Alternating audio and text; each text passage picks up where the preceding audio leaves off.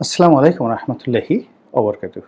সম্মানিত দর্শক, লন্ডন শহরে আওয়ামী লীগ একের পর এক শোডাউন করে যাচ্ছে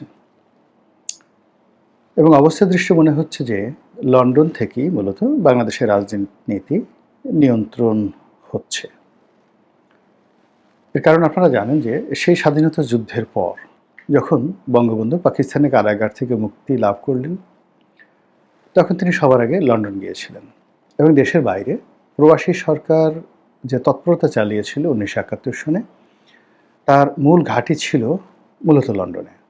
কাগজে কলমে দিল্লিতে বা কলকাতাতে আওয়ামী লীগের যে তৎপরতা ছিল, সেই তৎপরতা এশিয়া সাবকন্টিনেন্ট, আমাদের এই পাক ভারত উপমহাদেশে সীমাবদ্ধ ছিল। কিন্তু পশ্চিমা দুনিয়াতে বাংলাদেশের মুক্তিযুদ্ধ সম্পর্কে যে জনমত গঠন এবং পশ্চিমা শক্তি, সেখানকার কবি, সাহিত্যিক, দার্শনিক, সাংবাদিক, তাদেরকে ব্যাপকভাবে ইনফ্লুয়েন্স করে পুরো মুক্তিযুদ্ধের ইতিহাসটি এবং পুরো মুক্তিযুদ্ধের বিশ্ব জনমতটি বাংলাদেশের পক্ষে আনার জন্য একেবারে সেন্ট্রাল অফিস হিসেবে, মুক্তিযোদ্ধাদের সেন্ট্রাল অফিস হিসেবে যে কাজটি করেছে, সেটা হলো প্রবাসী সরকার লন্ডনের অফিস ইন 1971। আপনারা জানেন যে 1971 সনে যে বিখ্যাত রমা রলা সারা ইউরোপে তার দার্শনিকতা, তার লেখক সত্তা, ফ্রেঞ্চ উপন্যাসিক, দার্শনিক, কবি, যেভাবেই বলেন না কেন, তার মতো মানুষ বঙ্গবন্ধু, মুক্তিযুদ্ধ, বাংলাদেশ নিয়ে যে মুভমেন্ট তিনি করেছেন ইউরোপে, এই প্রবাসী মানে লন্ডন সরকারে যারা কর্তা ব্যক্তি ছিলেন, তার মধ্যে প্রধানতম আবু সাইদ চৌধুরী।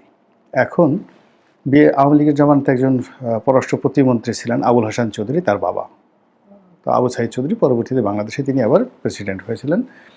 তো তার নেতৃত্বে একটা বিরাট বুদ্ধিজীবী গ্রুপ, মুক্তিযুদ্ধর পক্ষের আমলা কামলা সবাই মিলে লন্ডনে যে আন্দোলনটা গড়ে তুলেছিলেন 1971 সনে, তার ফলে পুরো ব্রিটিশ কমিউনিটি, ব্রিটিশ সরকার সেখানে মুক্তিযুদ্ধের প্রতি, বঙ্গবন্ধুর প্রতি কতটা তারা, যাকে বলা হয়, শ্রদ্ধা পোষণ করতেন এবং কতটা আনুগত্য দেখাতেন এবং কতটা প্রেম ছিল 1971 সালের মুক্তিযুদ্ধের পক্ষে, তার প্রমাণ হলো বঙ্গবন্ধু যখন ইংল্যান্ডে গেলেন, তখন তো তিনি কেউ না, হিজ নো বডি। কারাগার থেকে বের হলেন প্রবাসী সরকারের একজন প্রেসিডেন্ট। তাকে রিসিভ করার জন্য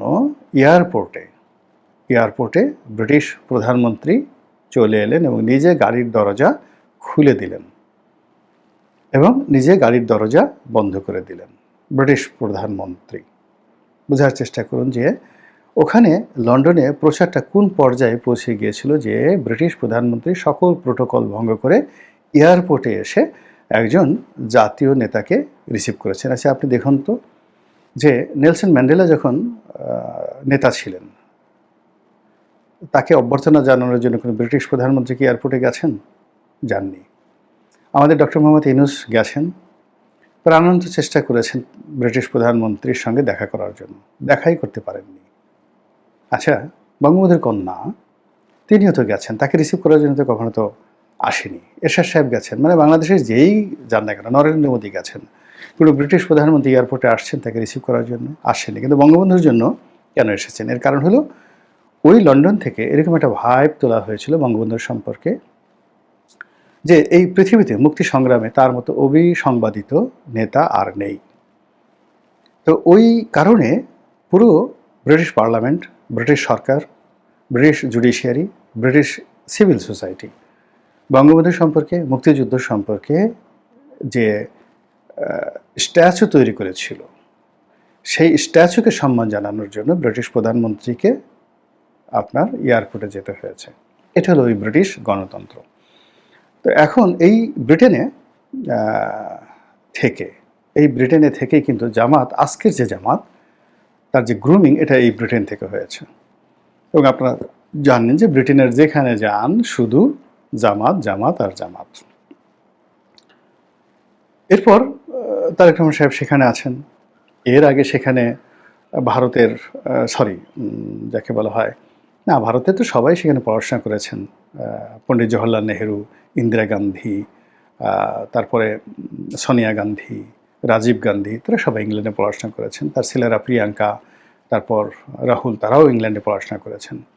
তো ওই জায়গায় ইমরান খানের একই অবস্থা, বেনজির ভুট্টোর একই অবস্থা। আবার তাদের বিপদের সময় বেনজির ভুট্টো, তার স্বামী আসিফ আলী জারদারি, তারা ইংল্যান্ডে ছিলেন। তো ইংল্যান্ড মানে লন্ডন, এই শহরটি আমাদের রাজনীতির যে যাকে বলা হয় চাবিকাঠি, এটা বহুদিন ধরে মানে সেই কি বলবো, যখন ব্রিটিশ আসে রবার্ট ক্লাইভের জামানা থেকে, তখন থেকেই এই পাক ভারতের চাবিকাঠি রূপে ইংল্যান্ড কাজ করছে এবং এখনো পর্যন্ত আছে। তো আওয়ামী লীগ ওখানে বিএনপির দ্বারা বহুবার অপদস্থ হয়েছে যখন শেখ হাসিনা ক্ষমতায় ছিলেন। এবং ওখানকার যে জনমতটা যেহেতু ব্রিটিশ জনমত, তার সঙ্গে সঙ্গে আবার যাকে বলা হয় বাংলাদেশে আছেন, তারা সবসময় একটা এস্টাবলিশমেন্ট বিরোধী থাকে। তো সেই এস্টাবলিশমেন্ট বিরোধী থাকার কারণে ওখানে এখন যারা আওয়ামী লীগে আছেন তারা তুলনামূলকভাবে বিএনপির চাইতে, জামাতের চাইতে অনেক ভালো অবস্থানে আছে। এখন যে কাজটি আওয়ামী লীগ করতে পারছে, সেই কাজটি চাইলেও জামাত করতে পারবে না, বিকজ ওই ব্রিটিশ জনমত এবং ওখানকার যে এনভায়রনমেন্টটা ওইভাবে কাজ করে না। তো সেই দিক থেকে এই গত এক বছরে আওয়ামী লীগ ওখানে যে সকল অঘটন ঘটিয়েছে, এরকম অঘটন আসলে ইতিপূর্বে বিএনপি ঘটাতে পারেনি, জামাতও ঘটাতে পারেনি গত এক বছর, এবং এটা ক্রমশ বাড়ছে। ডক্টর মোহাম্মদ ইউনূসের সঙ্গে তারা যে নজিরবিহীন আচরণ করেছে, দেশের জন্য খুবই লজ্জাকর। কিন্তু তার সঙ্গে সঙ্গে আওয়ামী লীগ এটা নিয়ে ভীষণ খুশি যে তারা বাপের বেটার মতো একটা কাজ করতে পেরেছে সিরিয়াসলি, যেটা ডক্টর মোহাম্মদ ইউনূসের মনে রীতিমতো ভয় ধরিয়ে দিয়েছে। পরবর্তীতে ধরেন সুইজারল্যান্ডে যে কাজ করেছে আসিফ নজরুলের বিরুদ্ধে, এটাও আওয়ামী লীগের একটা বিরাট ক্রেডিট।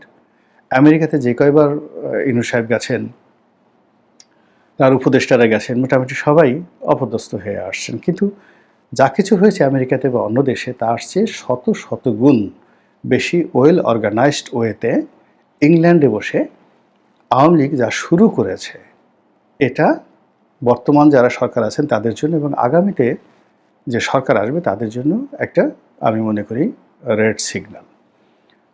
এই গত কয়েকদিন আগের ঘটনা, যেখানে প্রথম সেই ডিম দিয়ে একেবারে ডিমময় করে দেওয়া হলো উপদেষ্টা মাহফুজের গাড়িকে।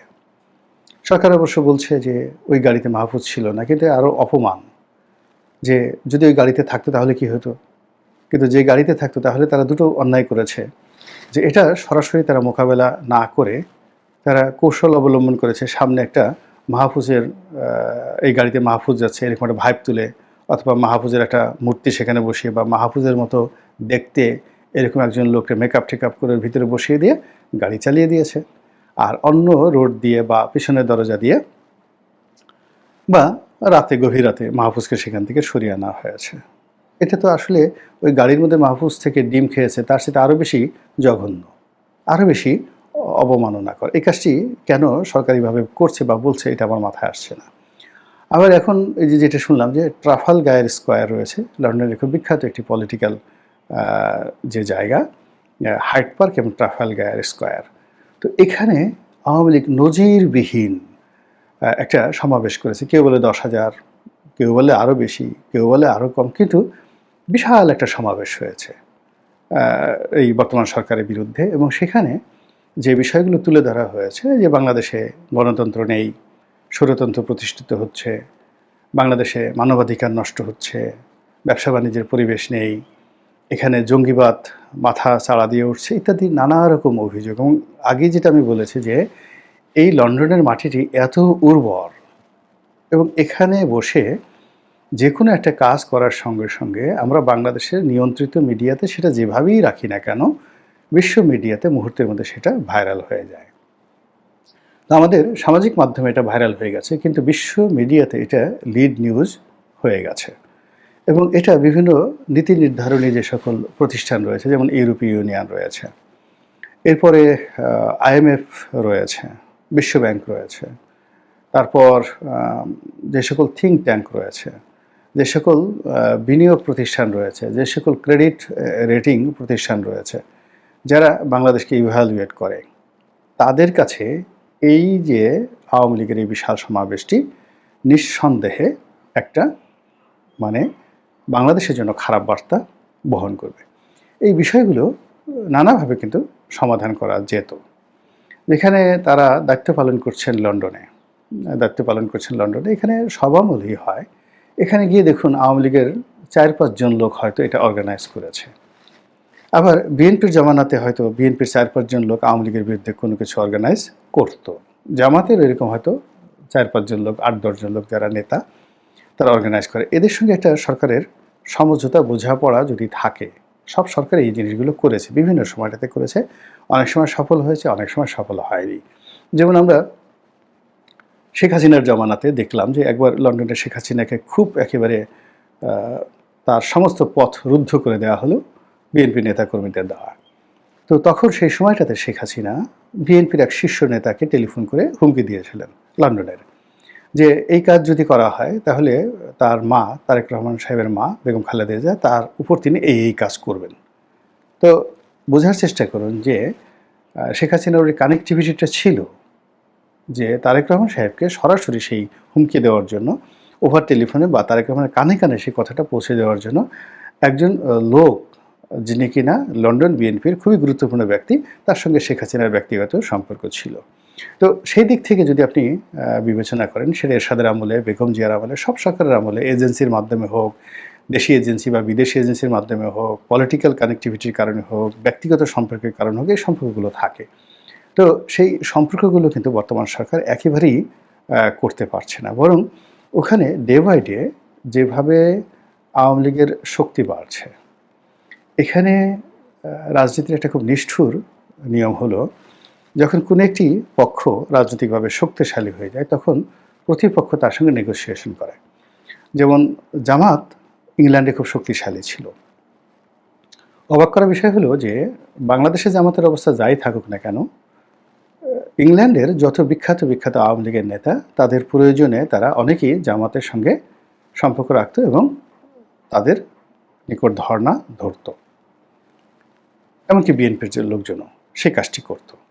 আবার এখন যদি আওয়ামী লীগ ওখানে সাংগঠনিকভাবে, অর্থনৈতিকভাবে শক্তিশালী হয়ে যায়, তখন দেখবেন যে এই জামাতের যারা লোকজন আছে তারা আওয়ামী লীগের সঙ্গে বন্ধুত্ব শুরু করবে ইংল্যান্ডে। এবং আওয়ামী লীগ এবং জামাত তারা যদি ইংল্যান্ডে একত্র হয়ে যায়, তারেক রহমান সাহেবের জন্য আপনি বোঝার চেষ্টা করেন যে কতটা ঝুঁকিপূর্ণ হয়ে যাবে লন্ডনে বসবাস করা, থাকা। এবং ওখানে যারা লন্ডনে যারা নেতৃবৃন্দ রয়েছেন, তারা তো আলটিমেটলি এই যে বাংলাদেশে যে বিএনপির যে কর্মকাণ্ড, সেই কর্মকাণ্ডের কারণে তারা ওখানে আর আগের মতো বড় গলায় কথা বলতে পারছেন না। তো সেই জায়গাটি লন্ডনে যে আওয়ামী লীগ দখল করে নিয়ে যেভাবে তারা কর্মকাণ্ড চালাচ্ছে, তারা ইন্টারন্যাশনাল কোর্ট অফ জাস্টিসে একের পর এক অভিযোগ দিয়ে যাচ্ছে, জাতিসংঘে অভিযোগ দিয়ে যাচ্ছে, লন্ডনের বড় বড় ল ফার্মগুলোকে বর্তমান সরকারের বিরুদ্ধে তারা নিয়োগ করে যাচ্ছে। মানে স্টপ করা যাচ্ছে না, কোনো অবস্থাতেই স্টপ করা যাচ্ছে না। তো সেই দিক থেকে আমরা বাংলাদেশে বসে আওয়ামী লীগকে গালাগাল করছি, মনের দুঃখে গালাগাল করছি, রাগের চড়ে গালাগাল করছি, ক্রোধে গালাগাল করছি, ঈর্ষায় গালাগাল করছি, তাদের উপর প্রতিশোধ নেওয়ার চেষ্টা করছি, তাদের সব কিছু হরণ করার চেষ্টা করছি। কিন্তু দিন শেষে যে অবস্থা হয়, আমরা কি আমাদের এখানকার জনমত কখনোই ক্ষমতার পট পরিবর্তন করতে পেরেছি? আমরা কি ভোট দিয়ে কাউকে, সত্যিকার অর্থে ভোট দিয়ে কাউকে ক্ষমতায় আনতে পেরেছি? যদি পেরে থাকি তাহলে কটা ইলেকশনে আমরা জনগণ ক্ষমতায় এনেছি সরকারকে, অথবা বিদেশি শক্তির মদতপুষ্ট হয়ে বা নিজেরা কারসাজি করে দেশ বিদেশ ম্যানেজ করে যারা ক্ষমতা এসে তাদের সংখ্যা বেশি। এই জিনিসগুলো ভাবতে হবে। এবং সেই ভাবনা থেকেই যে অস্ত্র দিয়ে আওয়ামী লীগকে পরাজিত করা হয়েছে, সেই অস্ত্র যে আওয়ামী লীগ খুঁজবে না আর সেই অস্ত্র যে আওয়ামী লীগ ব্যবহার করবে না, এটা মনে করা একেবারে নির্বুদ্ধিতা। আর যে কাজগুলো আওয়ামী লীগ ব্যর্থ হয়েছে সেটা হলো জামাতকে ব্যান করা, জামাতকে শেষ করে দেওয়া, বিএনপিকে ব্যান করা, বিএনপিকে শেষ করা।